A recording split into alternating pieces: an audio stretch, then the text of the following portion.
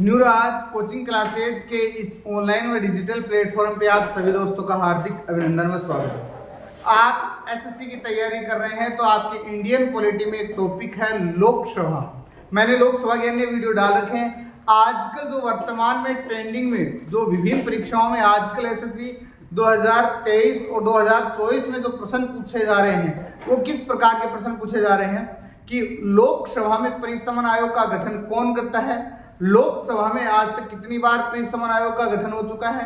तो ये तमाम अनुच्छेद 82 क्या कहता है, अनुच्छेद 82 की आपको नजदीकी से डिटेल बताने की मैं कोशिश करूंगा। आप तो इस वीडियो को कंप्लीट देखना, आपको बातें समझने में आना शुरू हो जाएंगी। देखना वीडियो हम लोग शुरू करते हैं दोस्तों। अनुच्छेद 82 क्या कहता है कि लोकसभा के सदस्यों के निर्वाचन क्षेत्रों का उल्लेख है। ये निर्वाचन क्षेत्र जनसंख्या व क्षेत्रफल के आधार पर तय किए जाएंगे। अब मैं आपको समझाने का प्रयास करता हूं क्या है अनुच्छेद 82।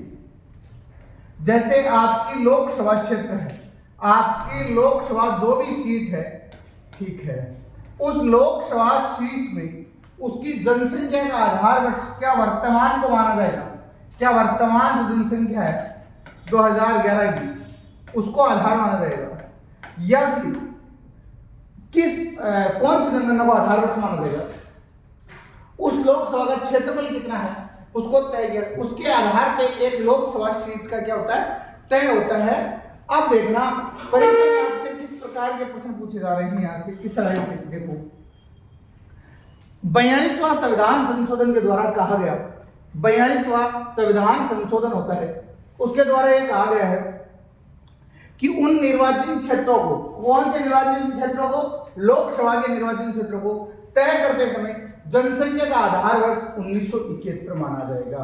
तो तुम्हारे परीक्षा में सीधा प्रश्न आता है, लोकसभा की सीटों का निर्धारित करते वक्त कौन सी जनगणना का आधार वर्ष माना जाएगा, तो आपका उत्तर होगा 1971 की जनगणना माना जाएगी। ये आधार वर्ष कब तक माना जाएगा, 2000 तक माना जाएगा। अब 2000 के बाद में क्या संविधान संशोधन होकर ये बढ़ा, आपके दिमाग में ये प्रश्न आना चाहिए, क्या कौन सा संविधान संशोधन हुआ जिसके माध्यम से इसको बढ़ाया गया था। ये आगे देखना, आपको आगे डिटेल्स पता चलेगी।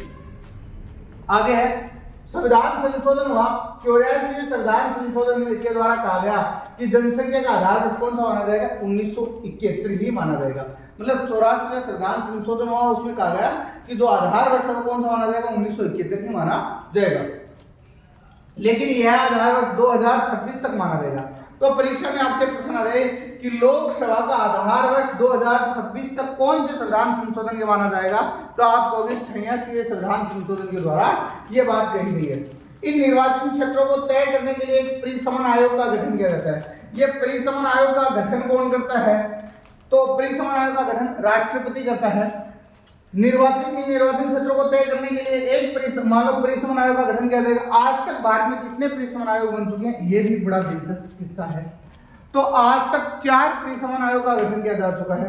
टोटल 4 परिसमन आयोग है। कौन कौन से हैं, 1952 में बना पहला, फिर बना 1962 में, फिर बना 1972 में, फिर बना 2002 में। उसके बाद में देखो क्या है कि परिसमन आयोग की रिपोर्ट को सर्वोच्च न्यायालय में चुनौती नहीं दी जा सकती है। परीक्षा में प्रश्न आता है कि परिसमन आयोग की रिपोर्ट को सर्वोच्च न्यायालय में चुनौती दी जा सकती है। आपका उत्तर होगा परिसमन आयोग की रिपोर्ट को सर्वोच्च न्यायालय में चुनौती नहीं दी जा सकती है। अब आपको ये वीडियो कैसा लगा मुझे कमेंट करके बताने का प्रयास करो।